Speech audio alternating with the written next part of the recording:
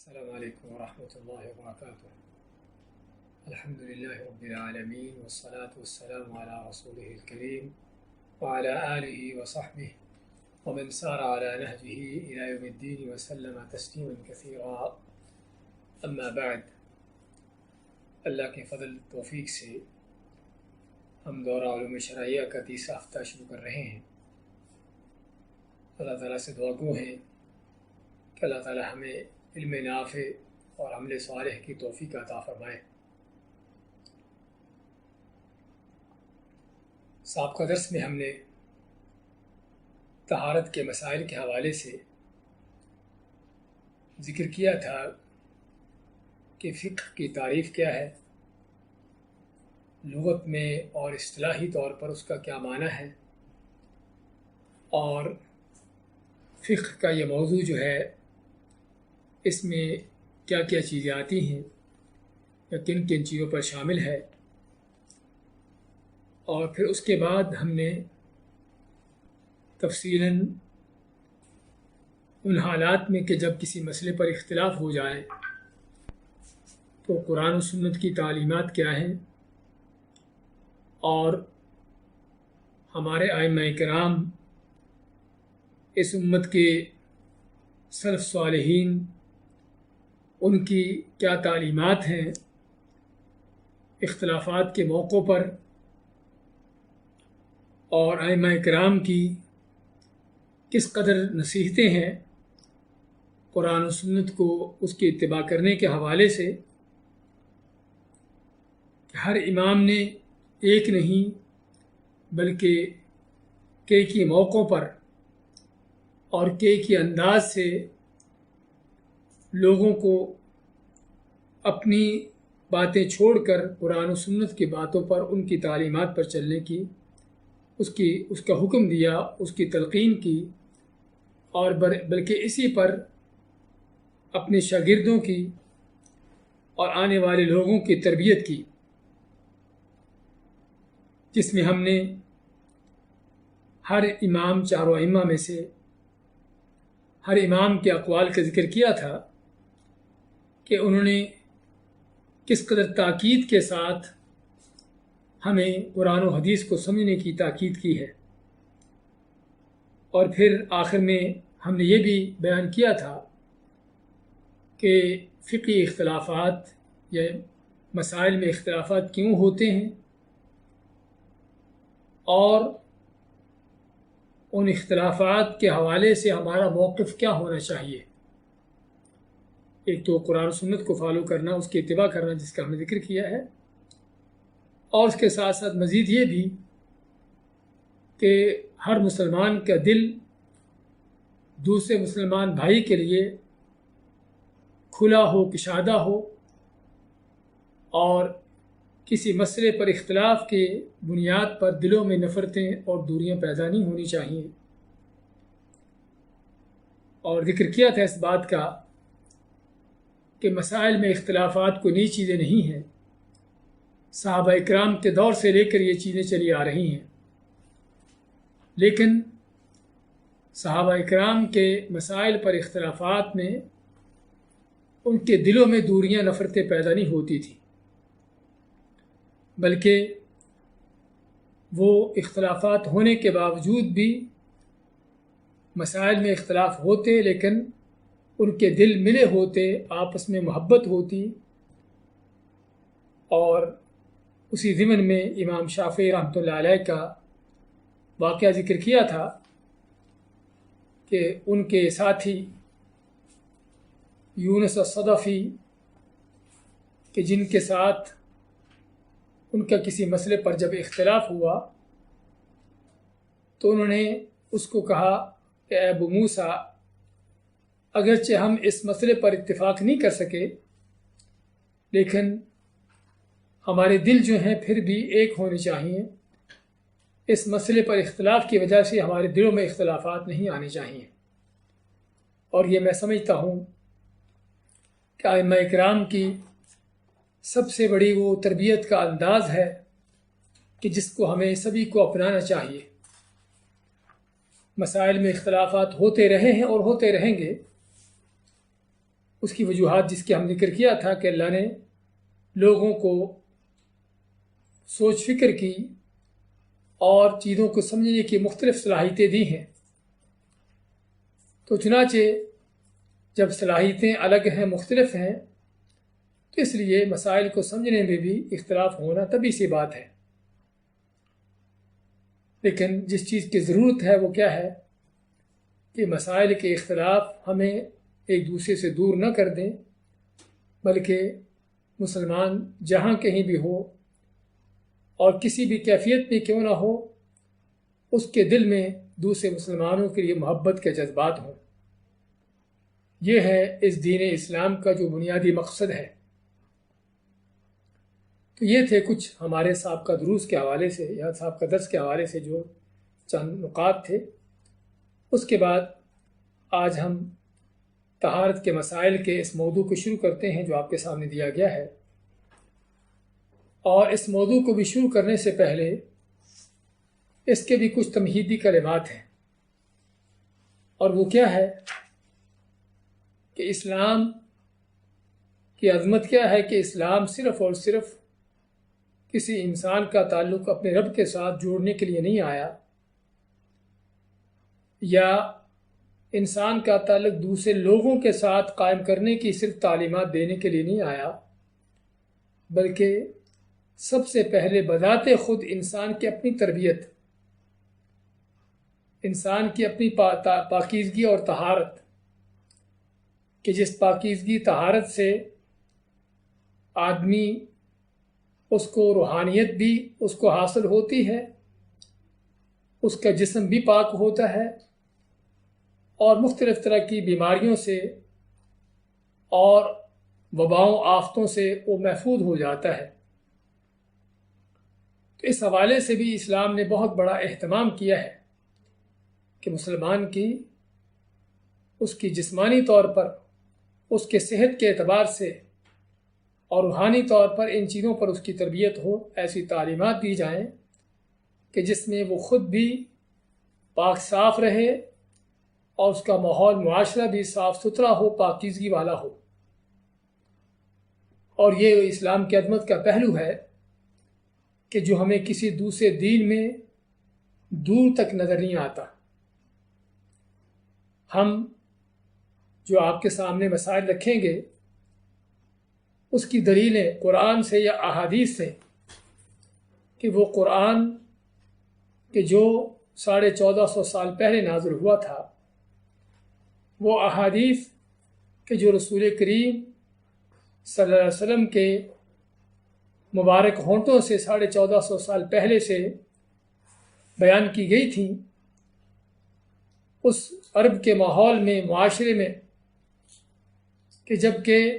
آج کی ترقی، آج کی تہذیب و تمدن سے جو بہت الگ تھلگ ماحول تھا، لیکن اس کے باوجود بھی ہمیں اتنی صدیوں پہلے بھی اسلام کی عظمتوں کے کیا کیا انداز نظر آئیں گے، وہ ہم انشاءاللہ پڑھیں گے. لیکن اس کو پڑھنے سے پہلے ہم تھوڑی سی جھلک پیش کرنا چاہتے ہیں دوسری قوموں کی، دوسری امتوں کی، وہ یورپ اور وہ مغرب، کہ جو آج لوگوں کو بڑا چمکتا دمکتا دکھائی دیتا ہے، اور بہت سے لوگ اس کو للچائی نظروں سے دیکھتے ہیں، اور دیکھتے ہی صرف نہیں بلکہ اس کی مثالیں دیتے ہیں، ان کو اپنے لیے آئیڈیل سمجھتے ہیں، نمونہ سمجھتے ہیں. آئیے ذرا تھوڑی سی جھلک دیکھیں اس مغرب کی کہ جس کی چمک دھمک نے ہمارے کئی لوگوں کی آنکھوں کو اندھا کر رکھا ہے، یا ان کی آنکھیں چندھیا رہی ہیں. چنانچہ قرون وسطیٰ میں، اور قرون وسطیٰ سے مراد یعنی کہہ لیجئے کہ 1300 1400 عیسوی کے یہ سال جو ہیں، ان سالوں میں یورپ کا حال کیا تھا کہ یورپ جو ہے وہاں پر کیچڑ کی دلدلیں تھیں، غلیظ جوہر تھے، اور اس کا بیشتر حصہ جو ہے ایسے جنگلات پر مشتمل تھا جہاں پر کوئی راستہ نہیں ملتا تھا. جبکہ اسی وقت یورپ ہی کا ایک ملک کہ جہاں پر کفر سے ہٹ کر اسلام کی تہذیب و تمدن تھی، کہ جس کو لوگ اندلس کے نام سے جانتے تھے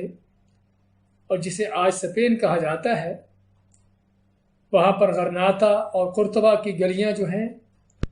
وہ راتوں کے وقت بھی روشن ہوتی تھیں، اور یورپ کے لوگ قرطبہ اور غرناطہ کی یونیورسٹیوں میں آ کے تعلیم حاصل کرتے تھے، جبکہ لندن اور پیرس کے گلی کوچے جو ہے وہ کیچڑ اور اندھیروں میں ڈوبے ہوتے تھے۔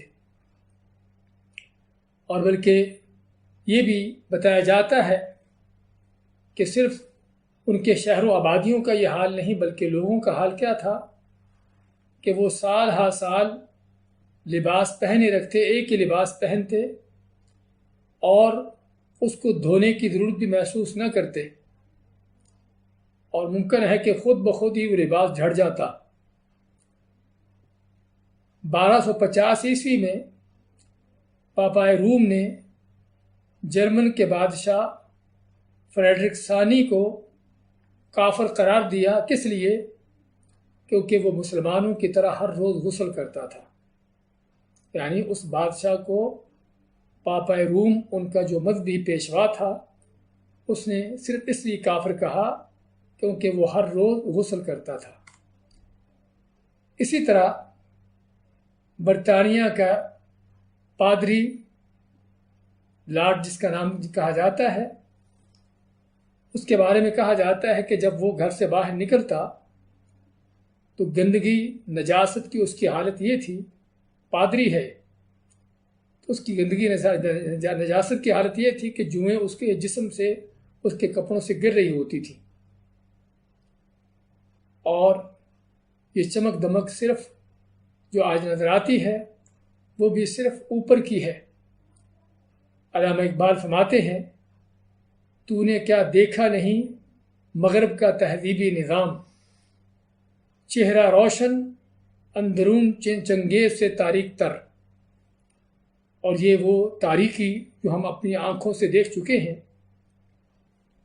کہ آج بھی ان کے ٹوائلٹوں میں پانی اگر ہے تو صرف اور صرف ڈریننگ کے لیے ہے، صفائی کرنے کے لیے پانی کا کوئی انتظام ہوتا ہی نہیں ہے۔ یعنی کوئی آدمی واش روم میں جاتا ہے، ٹوائلٹ میں جاتا ہے، تو اس کو صفائی کرنے کے لیے سوائے ٹیشو وغیرہ ایسی چیز کے سوا کچھ اس کے پاس نہیں ہوتا، پانی کا انتظام ہی نہیں ہوتا کہ آدمی پانی سے اپنی صفائی کر سکے۔ تو یہ وہ تہذیب تمدن جو ہم دیکھ رہے ہیں، جس کو دیکھ کر ہمارے بہت سی لوگوں کی آنکھیں چندھیاتی ہیں۔ پتہ ہونا چاہیے کہ اس کی حقیقت کیا ہے، اور اس سے تھوڑا اگر ہٹ کر ہم اپنے آس پاس کے ملکوں کی طرف جاتے ہیں، ہندوؤں کا کلچر، ان کی تہذیب، ان کے ہاں طہارت نام کی کوئی چیز نہیں جو ان کی کتابوں میں ہو، بلکہ ان کے ہاں گندگی، نجاست، یہ اس چیز کو زیادہ ترجیح دی جاتی ہے، اور جس قدر آدمی نجاستوں میں زیادہ ڈوبا ہوتا ہے اسی قدر وہ بڑا بزرگ ہوتا ہے ان کے ہاں۔ اور کچھ عرصہ پہلے بلکہ ہم سنا کرتے تھے، بلکہ پڑھا کرتے تھے وہ خبریں کہ جب انڈیا کے وزیر اعظم میراج جی ڈیسائی، خود اس نے کہا کہ میں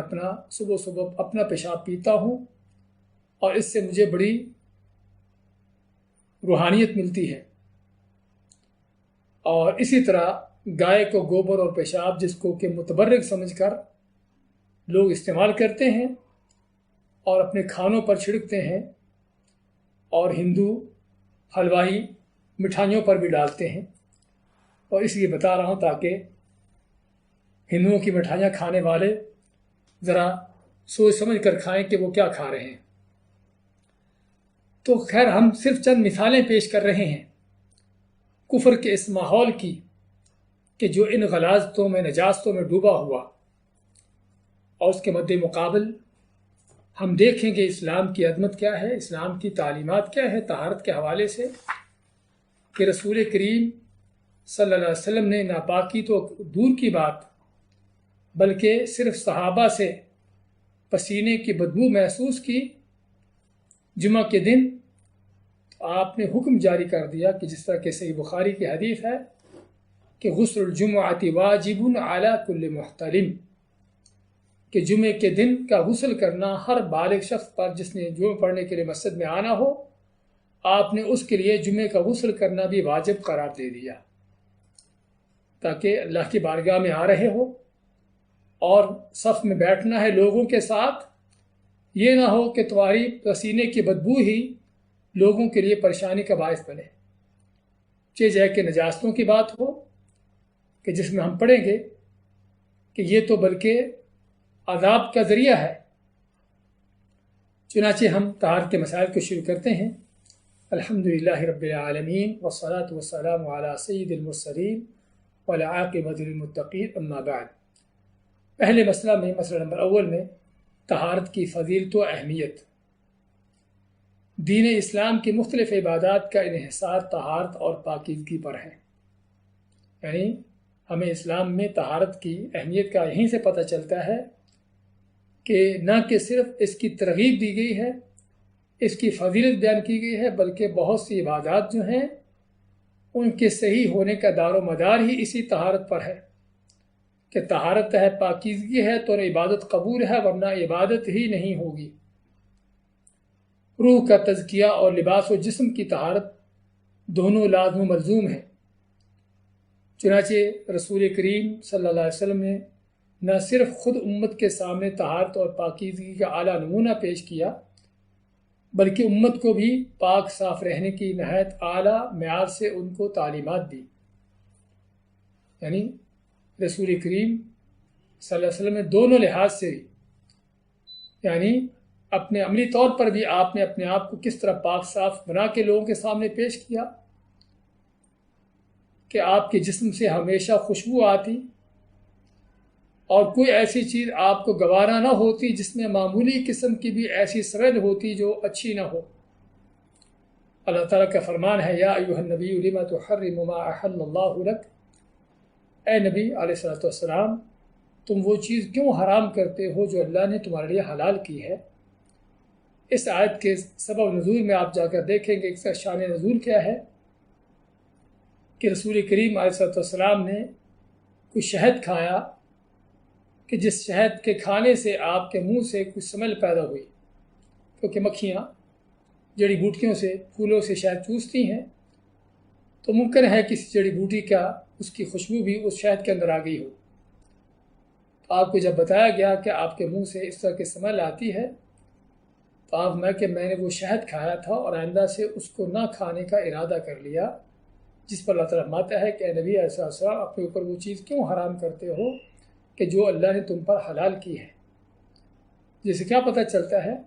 کہ آپ کو ایک کسی جڑی بوٹی کی معمولی سی سمیل بھی برداشت نہ تھی کہ لوگ اس کو بھی محسوس کریں۔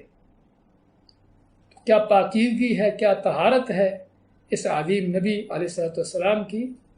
کہ جس کو اللہ نے ہمارے لیے نمونہ بنایا ہے۔ بلکہ اور تو اور ہم بات کر رہے تھے کہ بہت سی عبادات کا دار و مدار طہارت پر ہے،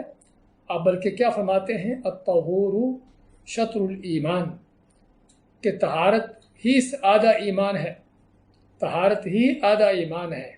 کیونکہ طہارت نہیں ہے تو نماز نہیں ہے، اور نماز نہیں تو بلکہ بعض اوقات پورا ایمان ہی جاتا رہتا ہے۔ تو آپ نے آدھے ایمان ہی کو طہارت کا نام دے دیا، اور پھر اسلام کا سب سے اہم اور بنیادی رکن نماز، کہ جس کے لیے جسم کی طہارت، لباس کی طہارت، جس جگہ نماز پڑھ رہے ہیں اس جگہ کا پاک ہونا، یہ ساری نماز کے لیے بنیادی شرطیں ہیں۔ جیسا کہ عبداللہ بن عمر رضی اللہ عنہ کی حدیث ہے، فرماتے ہیں کہ رسول کریم صلی اللہ علیہ وسلم نے فرمایا،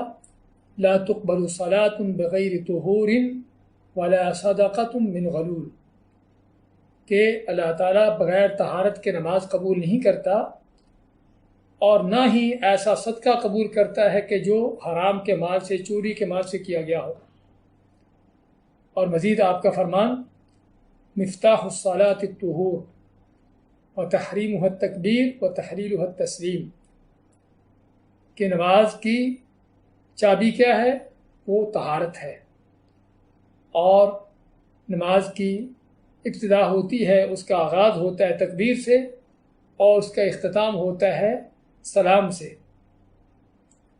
مسئلہ نمبر 3 میں بلکہ پاکیزگی اور طہارت میں غفلت برتنے کو عذاب قبر کا سبب ٹھہرایا ہے۔ اگر آدمی طہارت کا اہتمام نہیں کرتا، ناپاکی سے نہیں بچتا، تو آپ نے کیا فرمایا؟ عامۃ عذاب القبر من البول فاستنزہوا من البول۔ طبرانی وغیرہ کی صحیح حدیث ہے، فرماتے ہیں کہ عام طور پر جو قبر کے عذاب ہیں یہ کس سے ہیں؟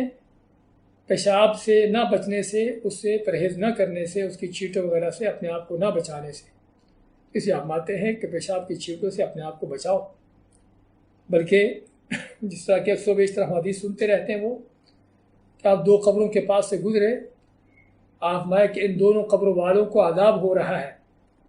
انہما لیعذبان، کہ دونوں کا عذاب ہو رہا ہے، اور عذاب بھی ان کی نظر میں کوئی بڑا گناہ نہیں تھا، اگرچہ وہ بڑا گناہ تھا۔ تو دونوں کا گناہ کیا تھا؟ آپ مانتے ہیں کہ دونوں میں سے ایک جو تھا وہ پیشاب کی چھینٹوں سے پرہیز نہیں کرتا تھا، یعنی ناپاکی سے بچتا نہیں تھا، جس وجہ سے اس کو قبر میں ہی عذاب شروع ہو چکا ہے۔ اس سے پتہ چلتا ہے کہ اسلام کے اندر اس طہارت کا کیا مقام ہے، اس کی کیا عظمت ہے، اور ہم آگے جتنے بھی مسائل پڑھیں گے وہ سبھی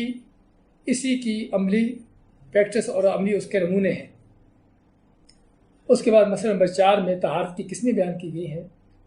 کہ طہارت کی 2 بڑی قسمیں ہیں، ایک معنوی طہارت ہے اور ایک حسی طہارت ہے۔ معنوی طہارت کا معنی کہ آدمی اگرچہ جسمانی طور پر تو بڑا صاف ستھرا ہو، کوئی جسم پر گندگی غلاظت نہ ہو، لیکن دل ناپاک ہو۔ اور دل ناپاک کب ہوتے ہیں؟ کہ جب دل میں شرک کی، بدعات کی، کفر کی یہ غلاظتیں ہوتی ہیں۔ اللہ ماتا ہے انما المشرکون نجس، کہ بے شک مشرک کون ہیں؟ یہ نجس ہیں، ناپاک ہیں۔ اس لیے ہمیں ضرورت ہے ظاہری طہارت کے ساتھ ساتھ سب سے پہلے دل کو پاک کرنے کی، اور اسی لیے ہم نے عقیدہ کے درس کے حوالے سے ذکر کیا تھا اس میں کہ اسلام میں سب سے پہلے جس چیز کا بندے سے مطالبہ کیا جاتا ہے وہ کلمہ توحید ہے، کہ تاکہ اس کو پڑھ کر آدمی سب سے پہلے اپنے دل کو پاک کرے، دل سے شرک کی، کفر کی ان غلاظتوں کو نکالے، اور پھر اس کے ساتھ ساتھ جسمانی طہارت بھی ہے، اور وہ جسمانی طہارت حسی طہارت جس کے ہم سارے مسائل پڑھنے جا رہے ہیں۔ مسئلہ نمبر 5 میں طہارت کی تعریف بیان کی ہے کہ طہارت کا لغوی معنی صفائی اور ستھرائی ہے، اور طہارت اصطلاحی طور پر، یا ذرا یہاں پر قابل غور ایک مسئلہ ہے، وہ کیا ہے؟ عربی میں ناپاکی کی حالت کو، یا ناپاکی کے علاوہ آدمی جو بغیر وضو کے ہے یا ناپاکی ہے، اس کو حدث کا نام دیتے ہیں، کہ آدمی ایسی حالت میں ہو کہ جو بغیر وضو کے ہے، یا بغیر طہارت کے ہے، یا ناپاکی میں ہے۔ تو یہ 2 بڑی قسمیں ہیں طہارت میں آتی ہیں، جو ایک ہے کہ وضو، ایسی طہارت جس کے لیے وضو چاہیے، کہ وضو ہی اس کے لیے کافی ہے نماز پڑھنے کے لیے یا طواف کرنے کے لیے، قرآن کریم کو پکڑنے کے لیے، اور بعض اوقات ایسی طہارت ہے کہ جس میں صرف وضو کافی نہیں ہوتا بلکہ غسل کی ضرورت ہے، جس کو حدث اکبر کا نام دیا جاتا ہے، کہ جس میں آدمی کو غسل کی ضرورت ہوتی ہے، چاہے وہ جنابت کی حالت ہو یا خواتین کا یعنی کہ حیض و نفاس سے پاک ہونے کی کیفیت میں ہو، تو جس کے لیے غسل کیا جاتا ہے، اور پانی نہ ملے تو اس کے لیے تیمم کیا جاتا ہے۔ اس کے بعد پانی کے مسائل کا ذکر کر رہے ہیں ہم، اور پانی کے مسائل سب سے پہلے طہارت کے موضوع پر اس لیے ذکر ہو رہے ہیں کیونکہ اصل جس چیز سے طہارت ہوتی ہے وہ پانی ہے۔ اگرچہ ہم پڑھیں گے آگے چل کر کہ پانی کے علاوہ بھی کچھ اور چیزیں ہیں کہ جن سے طہارت حاصل کی جا سکتی ہے، لیکن بنیادی سب سے بڑی جو چیز ہے طہارت میں وہ پانی ہے۔ اس لیے علماء نے، فقہاء نے جب طہارت کے مسائل کا ذکر کیا تو سب سے پہلے پانی کے مسائل کا ذکر کیا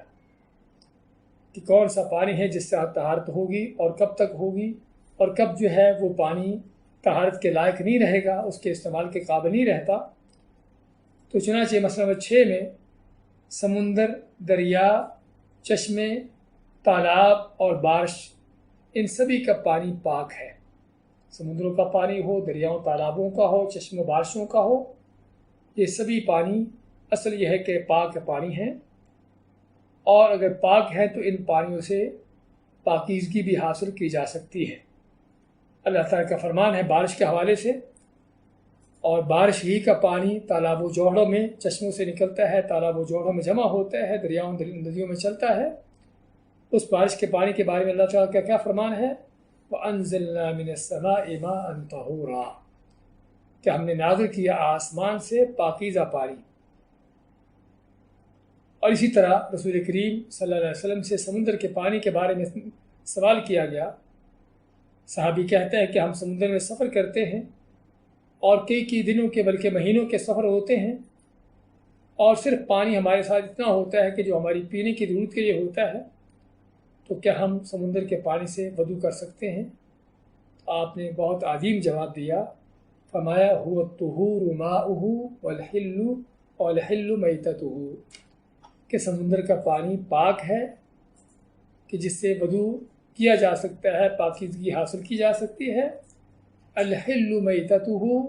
اور اگر سمندر کا جانور سمندر میں مر جاتا ہے تو وہ مرا ہوا جانور بھی حلال ہے، کیونکہ آدمی نے تو صرف پانی کا پوچھا تھا، لیکن آپ کو پتہ ہے کہ سمندر میں سفر کر رہے ہیں تو ان کو بعض اوقات کوئی سمندری جانور کھانے کی ضرورت بھی پیش آ سکتی ہے، اور ممکن ہے کہ جانور مرا ہوا ان کو مل جائے، تو آپ یہ بھی فرمایا کہ سمندری جانور اگر تم کو مرا ہوا مل جاتا ہے تو وہ بھی پاک ہے، وہ بھی حلال ہے۔ مسئلہ نمبر 7 میں پانی کب ناپاک ہوتا ہے؟ اصل تو یہ ہے، جس طرح ہم نے 6 نمبر مسئلہ میں دیکھا کہ پانی پاک ہے، چاہے وہ سمندر کا ہو، دریا ہو، کسی ندی نالے چشمے کا ہو یا بارشوں کا ہو، لیکن کب یہ پانی ناپاک ہو جاتا ہے؟ تو پانی کے ناپاک ہونے کے بارے میں نبی کریم صلی اللہ علیہ وسلم کا فرمان ہے، جس طرح کہ ترمذی کی صحیح حدیث ہے، ان الماء طہور لا ینجسہ شیء، کہ بے شک پانی پاک ہے، اس کو کوئی چیز ناپاک نہیں کرتی، الا ما غلب علی لونہ او طعمہ او ریحہ، سوائے کہ اگر کوئی چیز کسی چیز سے اس کا پانی کی رنگت تبدیل ہو جائے، یعنی اس میں ناپاکی پڑے، اور ناپاکی کے پڑنے سے اس کا رنگ بدل جائے، یا اس کا ذائقہ بدل جائے، یا اس کی سمیل میں، اس کی بو میں فرق پیدا ہو جائے۔ یعنی پانی ہے اور پانی میں کوئی نجاست پڑی ہے، اور نجاست پڑنے سے پانی کا رنگ بدل گیا، بو بدل گئی، یا اس کا ذائقہ بدل گیا، تو پانی ناپاک ہو جائے گا، ورنہ اصل یہ ہے کہ پانی پاک ہے۔ مسئلہ نمبر 8 میں اگر پانی میں معمولی مقدار میں کوئی چیز مل جائے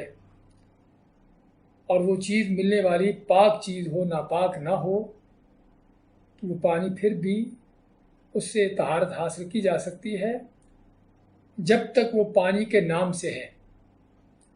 ہاں، جب تک اس کا پانی کا نام ہے، ہم اس پانی سے طہارت حاصل کر سکتے ہیں کہ جس میں کوئی پاک چیز ملی ہو اور ملنے والی چیز معمولی سی ہو۔ لیکن جب وہ پانی کے نام سے نکل جائے، ہم اس کو کوئی اور نام دے دیں کہ آپ نے پانی میں روح افزا ڈالا، تو کیا بن گیا؟ وہ پانی نہیں، بلکہ ہم اس کو شربت کا نام دیتے ہیں۔ آپ نے اس میں لیمن اور چینی وغیرہ ڈال کر اس کو سکنجی بنا لیا، تو وہ پانی نہیں رہا۔ تو جب تک وہ پانی کے نام سے ہے، اگرچہ اس میں کوئی پاک چیز ملی ہے، معمولی اس کی رنگت بدلی بھی ہو، ذائقہ بدلا بھی ہو، تب بھی وہ پانی کے نام سے جب تک ہے تو اس سے طہارت حاصل کی جا سکتی ہے۔ اور انشاءاللہ جس طرح کہ ہم نے پہلے بھی آپ کو شاید ذکر کیا ہے، ہمارا طریقہ کار رہے گا اللہ کے فضل توفیق سے ہر مسئلے کو دلیل سے بیان کرنا۔ اگر اس کی دلیل قرآن سے ہے تو قرآن کی آیت ذکر کریں گے، اگر قرآن سے نہیں احادیث سے دیکھیں گے، اور حدیث میں بھی ہماری مکمل کوشش ہوگی کہ صحیح احادیث کو دلیل بنایا جائے، کوئی ضعیف حدیث نہ ہو، اور اگر کسی مسئلے پر قرآن کی آیت یا حدیث نہیں ہے، علماء کا اجتہاد ہے یا ان کا اجماع ہوگا، اس کا ذکر کیا جاتا ہے۔ تو یہاں پر دلیل کیا ہے کہ اگر پانی میں کوئی پاک چیز مل جائے تو تب بھی اس سے طہارت حاصل کی جا سکتی ہے، بشرطے کہ وہ پانی ہی ہو، پانی کی جگہ اور کچھ نہ بن جائے۔ اس کی دلیل سنن نسائی کی صحیح حدیث ہے کہ رسول کریم صلی اللہ علیہ وسلم اور آپ کی بیوی میمونہ رضی اللہ تعالی عنہا نے دونوں نے ایک ٹب سے غسل کیا کہ جس ٹب میں آٹے کے کچھ نشان یعنی کہ کچھ آثار تھے، آٹا گوندھا گیا تھا ٹب کے اندر، تو آٹے کا بھی تو اس کے اندر کوئی آثار تھے، کوئی اثر باقی تھا، تو اسی میں پانی ڈال کر آپ نے اور آپ کی بیوی نے اس سے غسل کیا۔ تو اس سے معلوم کیا ہوا کہ پانی میں اگر کوئی معمولی چیز پاک مل جاتی ہے، معمولی چیز ہے اور اس سے پانی ہی رہتا ہے، تو اس پانی کو طہارت میں استعمال کیا جا سکتا ہے۔ 9 نمبر مسئلہ، پانی کو وضو یا غسل وغیرہ میں استعمال کرنے سے وہ ناپاک نہیں ہوتا۔ یعنی فرض کریں ٹب میں پانی ہے، بالٹی میں پانی ہے، آپ اسی بالٹی میں ہی وضو کر لیتے ہیں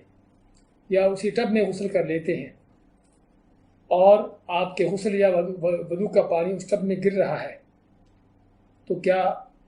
وضو یا غسل کا پانی اس ٹب میں گرنے سے جو پانی پہلے پڑا ہوا ہے، کیا وہ پانی ناپاک ہو جاتا ہے؟ تو اس کا جواب یہ ہے کہ اس سے پانی ناپاک نہیں ہوتا۔ کیا دلیل ہے؟ صحیح بخاری میں جابر بن عبداللہ رضی اللہ تعالیٰ عنہ کا فرمان ہے کہ میں بیمار تھا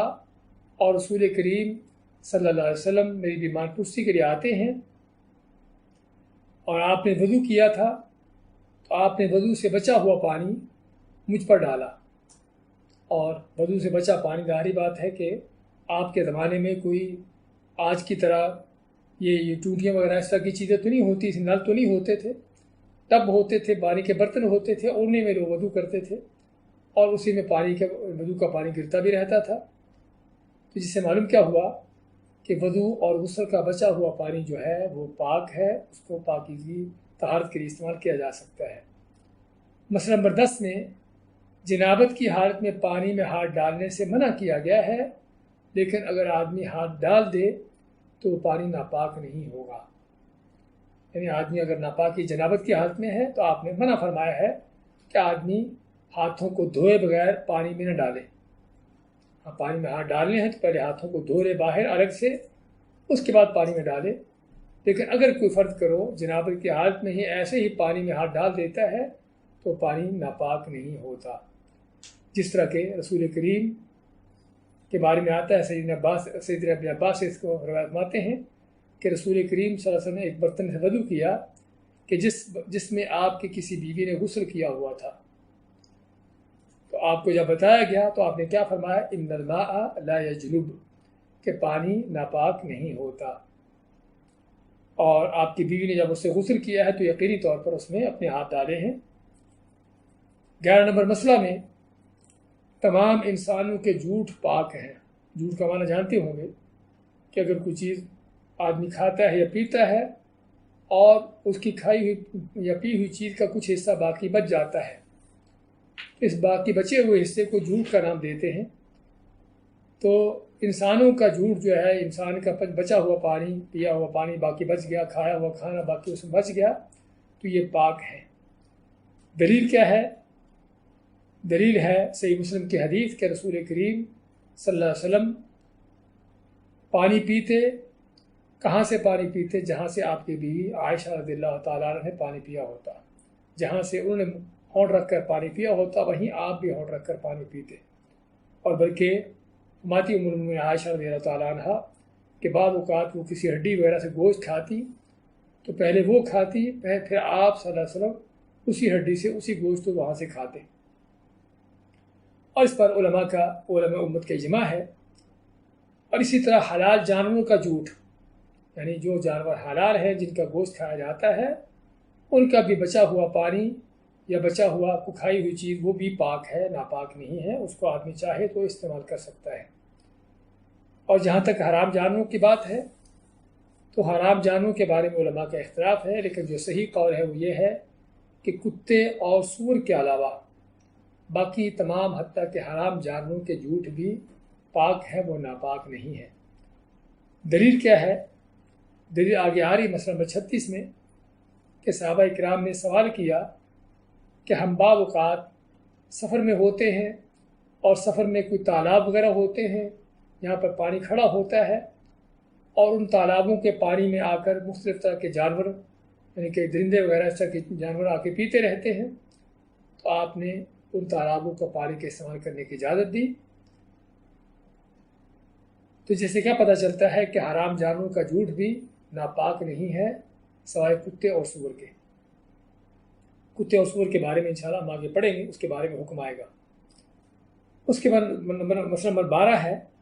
کہ گٹروں کا پانی فلٹریشن اور کیمیکل مراحل سے گزر کر اپنی اصلی حالت میں واپس اگر آ جائے اور اس میں کوئی نجاست کا اثر باقی نہ رہے تو وہ بھی پاک ہو جاتا ہے۔ اس کا حوالہ دیا گیا ہے قرار مجلس ہیئت کبار علماء، یعنی سعودیہ کی جو دائمی کمیٹی ہے، جو کہ بڑے علماء کی کمیٹی ہے، ان کی یہ قرارداد ہے، قرارداد نمبر 64 کہ جس میں انہوں نے اس بات کی ریسرچ کی ہے کہ عام طور پر جو گٹر وغیرہ کے پانی ہوتے ہیں کوئی شک نہیں کہ وہ ناپاک ہیں، لیکن آج کل ان کی فلٹریشن کی جاتی ہے اور کیمیکل مراحل سے گزار کر ان کو اس انداز سے بنا دیا جاتا ہے کہ دیکھنے والے کو نہ تو اس میں کوئی رنگت میں تبدیلی آتی ہے، نہ اس کے اندر کس طرح کی بو ہوتی ہے اور نہ کوئی ذائقے میں فرق ہوتا ہے، بالکل عام نارمل پانی کی طرح ہو جاتا ہے۔ ہاں الگ بات ہے کہ آدمی کو اس طرح کا پانی پینے میں ظاہری بات ہے کہ اس کو گن آئے گی، لیکن ہم بات کر رہے ہیں یہاں پر شرعی حکم کی۔ اور یہاں پر ایک بات میں کہتا چلوں وہ کیا ہے کہ بعض اوقات کسی چیز سے گھن آنا، اس کو اچھا نہ سمجھنا، اس کو استعمال کرنے کا دل نہ چاہنا اور بات ہے، اور شرعی مسئلہ شرعی حکم ایک دوسری چیز ہے۔ ہمیں دونوں چیزوں کو مکس نہیں کرنا چاہیے۔ ہمارے بہت سے لوگ بعض چیزوں کو جن کو گندگی سمجھتے ہیں یا گندا سمجھتے ہیں کہ یہ چیز تو بہت گندی ہے، یہ کیسے پاک ہو سکتی ہے؟ ہم کہتے ہیں کہ پاکی اور ناپاکی ایک شرعی حکم ہے کہ جس میں کسی مولوی مفتی کو اجازت نہیں کہ اپنی طرف سے چیزوں کو پاک یا ناپاک قرار دے۔ ہاں چیز کو استعمال کرنے کو دل نہیں چاہتا، گھن آتی ہے، الگ بات ہے، لیکن اس کا شرعی حکم کیا ہے یہاں پر گٹروں کے فلٹریشن کے پانی کے بارے میں کہ اگر اس کو اس انداز سے صاف ستھرا کر دیا جاتا ہے اس میں کسی طرح کی کوئی نجاست، کوئی ایسے آثار باقی نہیں رہتے، تو وہ پانی پاک ہے۔ اور اس کے پاک ہونے کا اثر یہ ہے کہ اگر فرض کرو اگر آپ اس کو پینا نہیں بھی چاہتے لیکن آپ کے کپڑے پر پانی گر گیا، اور بعض اوقات اس طرح کا پانی آج کل یعنی کہ کھیتوں وغیرہ میں اور روڈوں کے آس پاس جو پارک وغیرہ ہوتے ہیں اس میں عام طور پر یہ پانی وہاں پر لگایا جاتا ہے، دیا جاتا ہے، تو بعض اوقات آدمی کو ایسی جگہوں پر بیٹھنا پڑتا ہے، پانی کپڑوں پر گر جاتا ہے، تو آدمی پھر کوئی تردد کا شکار ہو کہ یہ پانی پاک ہے ناپاک ہے، کیا کروں، کپڑے تبدیل کروں؟ تو شرعی حکم کیا ہے کہ اگر پانی اس انداز سے صاف ستھرا کر دیا جاتا ہے کہ اس میں گندگی ناپاکی کی کوئی اثر باقی نہیں رہتا، تو اس کا حکم یہ ہے کہ وہ پاک ہے۔ کپڑے پر گر جائے تو کپڑا ناپاک نہیں ہوگا۔ کسی پارک میں پانی کو دیا گیا ہو، اس پارک میں آپ بیٹھنا ہو، بیٹھ سکتے ہیں، آپ کے کپڑے ناپاک نہیں ہوں گے۔ آج انہی مسائل پر اکتفا کرتے ہیں۔ بارک اللہ فیکم و جزاکم اللہ خیر و صلی اللہ وسلم علی نبینا محمد۔